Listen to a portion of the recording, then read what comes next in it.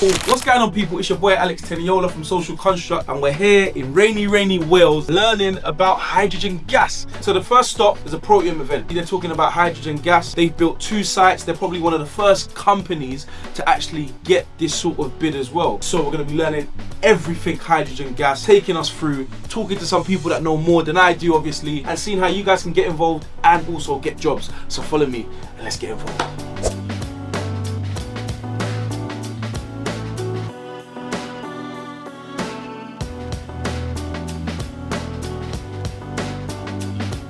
So we're in the middle of a mini tour right now. He's just taking us through what happens and how hydrogen passes through and creates electricity.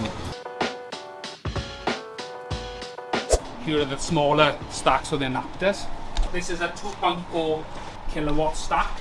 This is the water's put in, electricity is put in, and then the membranes then split out the water to hydrogen and oxygen. So we've got actually 40 of these in our container.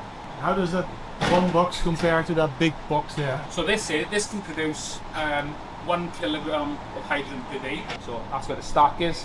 All the electronic components are in this box here. So 1 kilogram a day this can produce. We've got 40 of these, so it's 40 kilograms per day. Our Pioneer 2 is 2.5 megawatt, 1 ton a day. Protium produces green hydrogen using renewable resource like sun and wind. It's passed through an electrolyzer which splits water into hydrogen and oxygen. This creates zero-emission green hydrogen that Protium then stores, transports and delivers to customers, helping industries transition to net zero. Because we want to make them lighter and more stronger and be able to transport more gas, we use the Type 4. We're walking up to Pioneer 2 now. Follow us, man. Infrastructure manager for Protium, overseeing the bill on behalf of the client project. If you look behind us at the storage facilities that can store up to 100 kilos of hydrogen, and then to the left you'll see the red MCP, the cylinder packs. To give you an idea, Pioneer 2 can essentially fill 9 of those mini trailers a day. It currently takes us just over 3 days with Pioneer 1 to fill 1 of those mini trailers.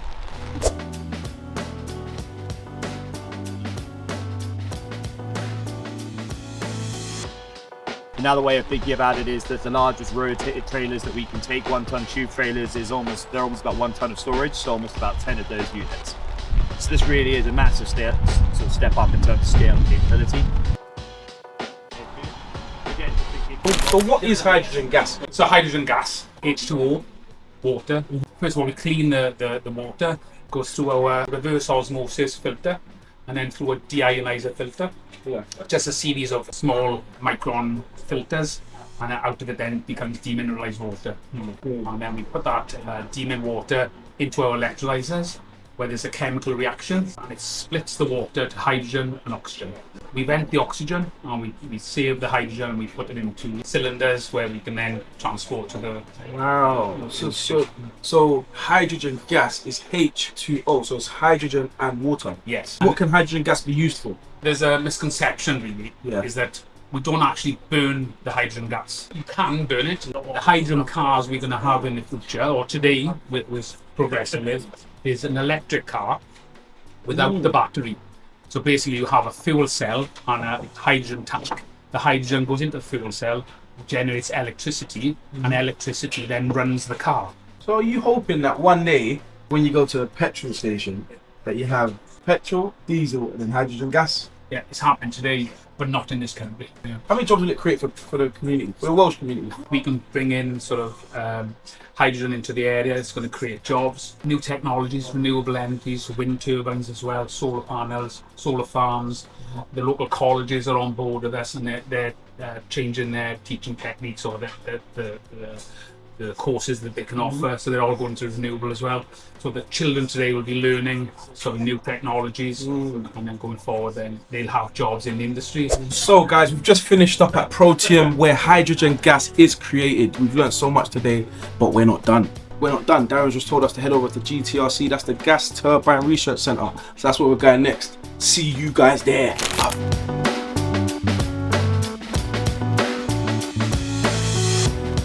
We've just arrived at the Gas Turbine Research Centre where we're going to be finding out what happens here with the hydrogen gas. Now, we've been talking off camera. This is the place you come when you want to pump the brakes. You know, obviously we're moving to hydrogen gas. Some people are unsure about it, but this is where the research goes. And I'm joined by two cool scientists. Steve and Rich are going to take us through and let us know what happens when they're researching on hydrogen gas and how we're going to move on safely.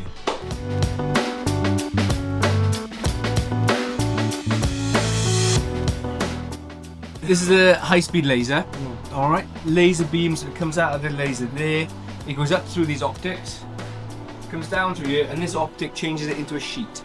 You know, like in a cloud. Yeah. Lights seem to move. It's a similar principle that we use. So the laser sheet travels down the ring into the flame. It's cutting the flame in half. Yeah. And then we use that camera above it or here. All right. And then we put aluminium oxide, like talcum powder. Okay, yeah. Okay. Into the airstream. The talcum powder follows the airstream. Yeah. All right. When the laser sheet hits it, it emits light, and the camera picks up all the individual particles. Okay. And it takes 2 pictures, and then we can use software to work out where the particles go. I love the analogies with the, like when you're in a nightclub and stuff like that. That's the kind of stuff I use. I didn't even need to say anything. They're doing it all for me. So this is the control room. It's where the DJ sits.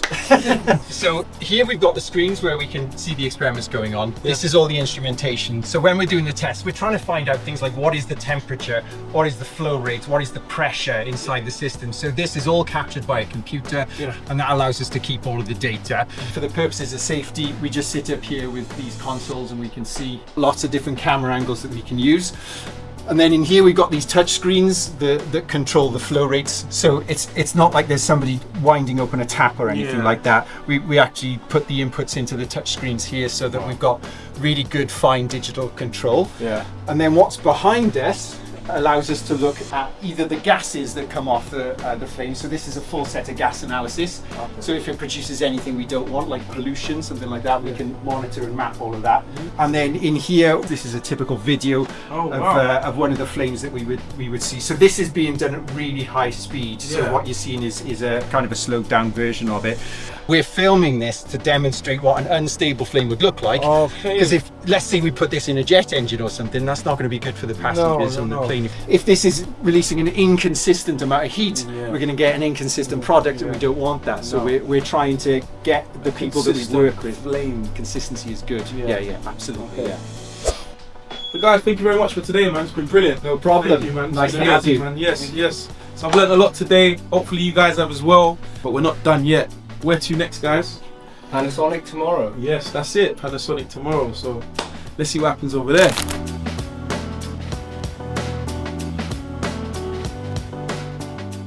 Now, we've seen Proteum, seen what they do. We've gone to the Gas Turbine Research Centre. Now we're here at the Panasonic HQ. We're about to find out what part they play with hydrogen. Let's go see what they do, man. Come on.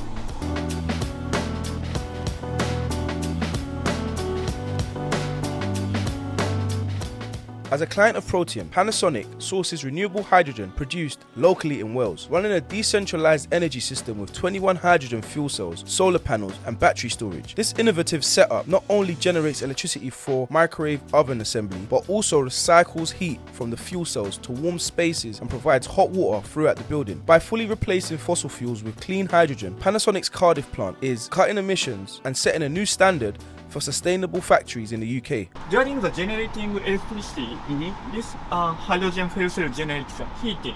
You can see the piping, and this piping is to provide the factory hot water.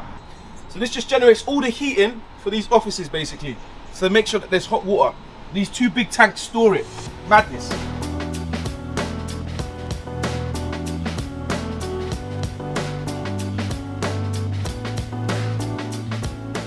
Finished at the Panasonic HQ where we found out exactly the part they play with hydrogen. Panasonic are the customer, they're the client. You can see how big the fuel cells were, the battery packs that they have. People are going to need to know how to install hydrogen gas. So we're going to get some hydrogen gas engineers.